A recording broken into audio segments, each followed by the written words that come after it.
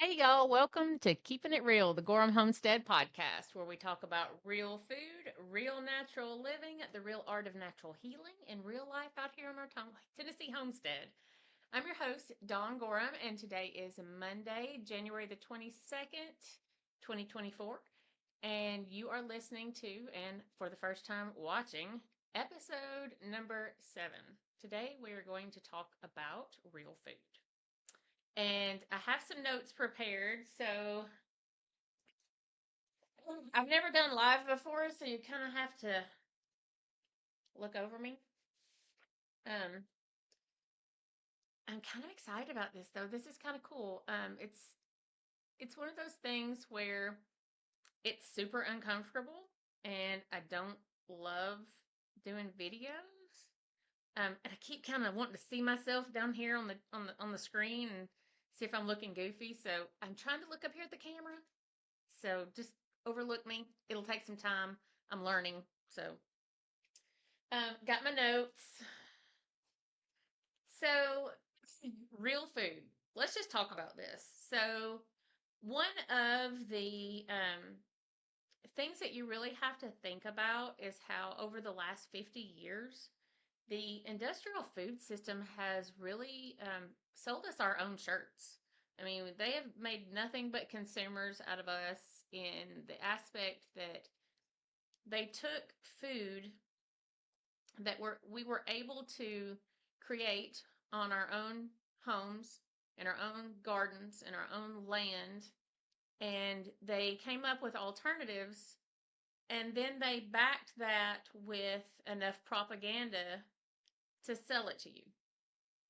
So think about that in the aspect of, like, if you're selling someone something, what you know that you have to do is that they tell you, in selling 101 is to overcome the objection.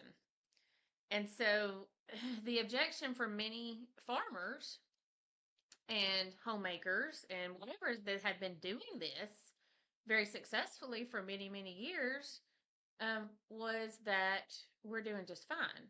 I can make this myself. Well, they threw in convenience. Oh, you can save time if you don't make your own butter, if you just buy this product. And then for some people, when that didn't work, the propaganda, the commercial food system, in their all knowing ways of, you know, preying on our emotions, decided to throw in some fear with it. So, when you have enough money, you can pretty much make studies or whatever you want to say whatever you want. And we've learned that over the last several years. So they convinced us all that butter was bad. Butter was going to kill us. Do you remember that? And eggs were going to kill us. And oh my goodness, don't eat eggs. Well, now eggs are good for you. Well, now eggs aren't good for you.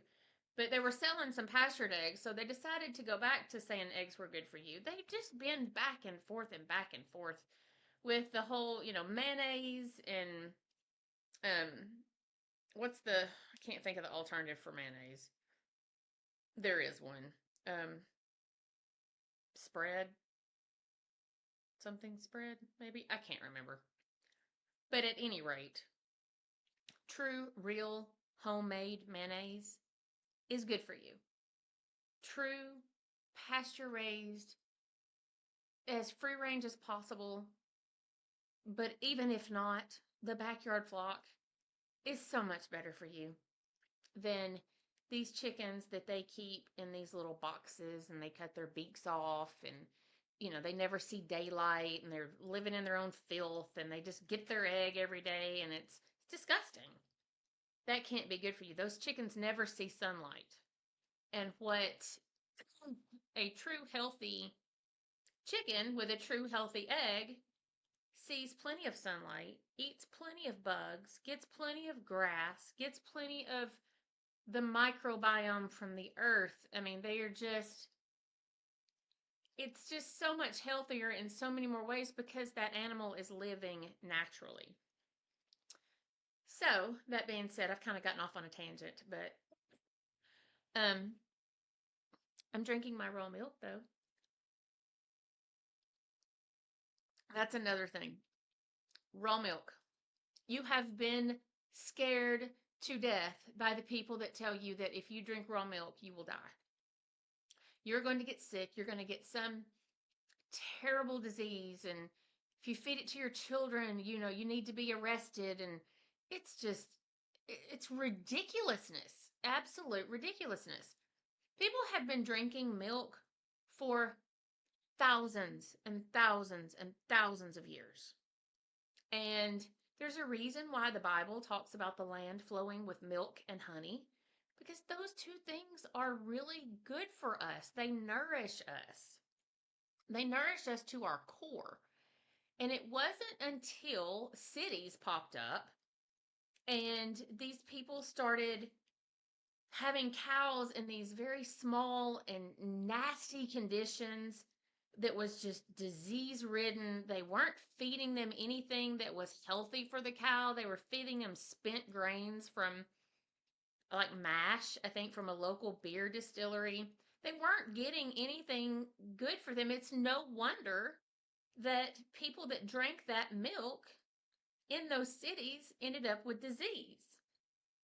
And so when the commercial side of that kicked in and they decided that they wanted to commercialize the milk industry instead of everybody having a cow or getting a cow from your local guy and your milkman that brought you your milk or whatever. Well, all of that milk goes into a vat. Like all these cows are milked all at once. All of that milk goes into a vat. That's pumped over into a tanker truck and it's all in one big thing and then it's trucked across the country. That milk absolutely needs to be pasteurized because that milk is filthy. That milk is nasty and that milk is dangerous. However, someone like me or any of my friends that are also small micro dairies who are milking for the sole purpose of it going directly from that cow and into a jar, that's a whole different process. It is so clean and it is so natural and it is so healthy.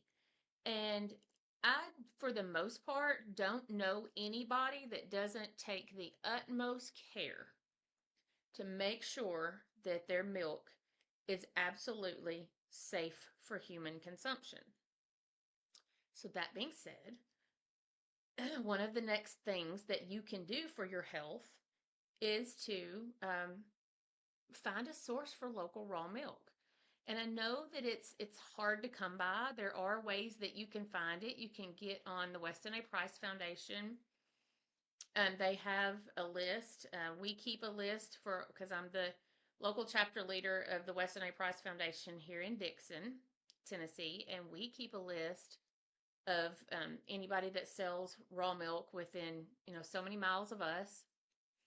And that's growing. That number's growing, and that's wonderful because the more of this that there are, the harder it will be for regulation to stop people from having access to raw milk. So I would encourage you, if you have any thoughts of being a raw milk dairy, do it. Do it, do it, do it. So raw milk is another really, really good, it is a complete food. Raw milk nourishes us. It's good for your hair. It's good for your skin. It's good for your bones. It's good for um, every system in your body. And the people who say that raw milk has too much sugar in it and that we shouldn't be drinking it for that reason are thinking about it in terms of commercialized milk. Commercial store-bought milk is loaded with sugar. However, raw milk that is produced in a small dairy still has all of the natural and healthy bacteria, same as yogurt would do, just not in those numbers. But if you think about how the bacteria in yogurt eats up the sugar, and that's what makes it, a low carb, thing for you to eat, it's sort of the same thing in raw milk. A whole lot of the natural sugars, the lactose that is in that milk, is consumed by the bacteria. And it is good bacteria, it's healthy bacteria. And so it's really good for your gut. And a lot of people who think that they are lactose intolerant are actually pasteurized milk intolerant. And the reason for that is, we learned in science in high school and beyond about proteins and amino acids and how they're lock and key, right? So if you think about it in terms of heating up the protein in raw milk, and now it's ultra heat pasteurized. I mean, like it's cooked to oblivion at this point. Well, when they do that, they heat it to the point that they denature, they change the shape of the proteins in the milk. Well, when you consume that milk from the grocery store, that lock and key no longer fits. And your body doesn't know what to do with it because the protein and the amino acid can't lock together. And so your body freaks out. And one of the things that happens is, upset stomach, diarrhea, all of that kind of stuff. It's just because your body doesn't recognize that misshapen protein because it is not a natural substance anymore. So there's my spill on raw milk. That's one thing that you can do, number one, to really help your health. The number two thing that I truly believe in is getting your fats right. And what I mean by that is kicking the Crisco and the Wesson oil and the vegetable oils, the rancid seed oils, all that stuff, kick it all to the curb and replace it with natural fats, such as real butter made from grass-fed cows, if possible, lard, lard that you make yourself, or don't get lard from the grocery store because that's had a bunch of stuff added to it. Find someone who knows how to render lard and get you some good pastured pork lard. And even if it's not pastured pork, it's still, even if they keep it in a pen, lard from pork is great for you. And leaf lard and the other lard, that's a little bit different, but it's still really, really good. That both have lots and lots of uses. The third one is olive oil. Well, olive oil and avocado oil. Those are my go-tos for salad dressings and just slathering my chicken in something before I put seasonings on it. I like to do avocado or olive oil on meats sometimes. I love my avocado oil, like I said, for my salad dressings, and also olive oil for my salad dressings. And what is the other one? Let me see. I'm getting off on a tangent and I'm forgetting what I'm thinking. Lard. Oh, bacon grease. Bacon grease. How did I forget bacon grease? So whenever I need to add flavor to green beans or peas or anything that I want a little bit of that bacony flavor, or to season my iron skillets, anything like that, I love to use bacon grease. I keep all of my bacon grease for that. So that's a really good, those are my favorite fats in and of themselves. And one of the things about butter that a lot of people don't realize is it's one of I think it's the only natural source of arachidonic acid in food. And one of the things that arachidonic acid does is it goes to our brain and it protects our brain from overoxidation, things that cause Alzheimer's disease. And so, for that reason, I mean, it's really, really good for your brain, period. Arachidonic acid is really, really good. And so I use it when I fry eggs, I fry them in butter. When I do a chicken, I'll do olive oil, but I also melt butter and put it inside the chicken. Any opportunity, I use butter as my fat in making bread. Just any opportunity that I can find to slip butter in to feed my family, I'm all over it. That's one of my things. It just tastes great. So there's that. And sugars. This is my last thing that I'm going to talk about today because I don't want to overwhelm you with too much information. But replacing industrial sweeteners and fake sweeteners with just natural,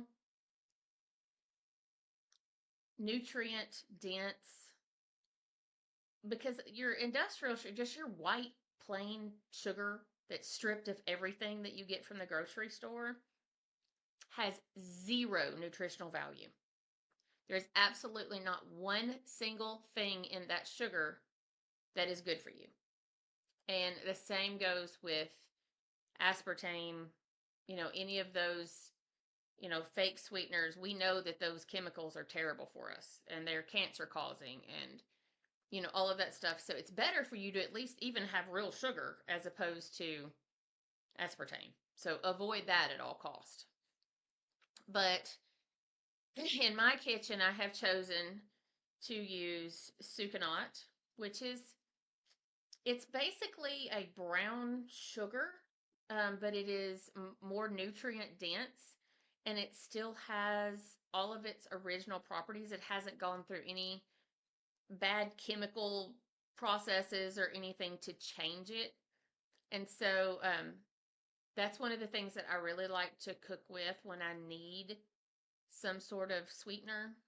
Especially use it in our coffee creamer, sucanat, and I use it in baking, and I use it in making cookies, anything like that. I also keep just plain organic raw sugar on hand, which is not super white because it does still have some of that molasses in it. So at least it does still have some vitamins and nutrients. But again, sugar should be held to a bare minimum no matter what. And so we do our best to lean on the keto carnivore side of the Weston A. Price diet. If I'm going to have bread, I do have sourdough bread. If I'm going to have yogurt, I'm going to have, my homemade yogurt. It's not going to be a store-bought yogurt. It's going to be one that actually has all of the natural stuff in it from my cows. Same goes for, honey. Try to get your raw, not heated, not filtered. You want honey as straight from the hive as you can possibly get it because you're getting all the health benefits that nature has to offer. And that's pretty much our rule of thumb. And that's those are the places that I would recommend that you start is your fats, getting rid of processed foods. Don't eat out. Don't go to the fast food. Stay out of the fast food line. If you're going to go out to eat, at least go to a sit-down restaurant. While it's still not the best for you and the good, better, best, it's still better than fast food. So always just kind of try to keep that in mind. You can't be perfect all the time. We're not perfect all the time. We kind of try to do the 80-20 rule. Sometimes we're 70-30. So just do the best you can. Just you have to do the best that you can with what you have to work with. And so that's what, my husband's leaving. Finally, we've been in Snowmageddon. It's the first time I've seen a vehicle move in 8 days. Yay! Yay! We might be able to get out of here today. So, that's just where I would start. Start with getting your fats right. Stay away from chemicals and processed foods. Try to eat, single ingredients, things that you make from scratch at home that you know what's in it, and get your sweeteners right. Get your, your natural, your like I said, your honey, your real maple syrup, not that pancake syrup stuff, but real maple syrup tapped from a tree. Sucanat, and we also use a lot of blackstrap unsulfured molasses, or maybe it's sulfured. It's either unsulfured or sulfured, but at any rate, it's blackstrap molasses. And it is really good. It's kind of bitter. My husband has finally acquired a taste for it, but it's loaded with iron. And I put it in my coffee a lot of times because it just starts my day off with a little bit of I feel like a boost, and it could all be in my head. But as far as another sweetener that we use, blackstripe molasses is another one because it does have vitamins and nutrients and all kinds of good stuff in it. So that is pretty much all that I have to offer you for right now. I'm going to try to come back next Monday and we will talk more about, each Monday for a little while. I'm going to do sort of a series of what we did in our journey. And I don't expect that anyone is going to do, exactly what we did. My hope is just that I give you some ideas and some thoughts that might, make you want to change some things. And wherever you are in your journey, you may be way further than me in your journey. And that's awesome. I can always learn more from people. And then you also may just be starting out. So my hope is that the person who is just starting out that wants to make a change, I hope that just making a change from the commercial food system to the natural food system, I hope that's something that you will try because it's not hard to do. It is not hard to follow, and it can make all of the difference in how you feel and in your vitality and just your day to day life. How you feel when you wake up in the morning, how your joints feel all day long, how you feel, how you sleep, all of that stuff. So I would challenge you, just do one thing at a time. You can't do everything at once.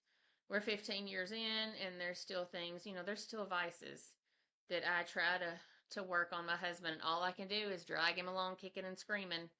And I do the best that I can do to lead by example. I don't expect anyone to do something that I'm not doing. So that being said, I hope that you've enjoyed today's podcast. I hope that I've given you something to think about. And if you like the podcast, it would be great if you would like and subscribe and leave me a review if you're so inclined. And it helps other people to find, come to find my podcast and my stuffs. So whatever you're doing, I get this key to whatever you're doing. Just remember, y'all, keep it real. See if the music comes through. There it is. See y'all.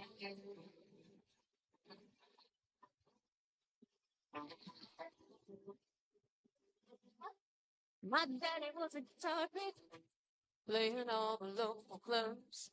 And my mama was a waitress with a car to maintain waitress. You probably can't even hear that music. We didn't have much money. If you can, I'm really gonna laugh at this. That's okay. It's cool. Living in a trailer on the edge of Grandpa's farm.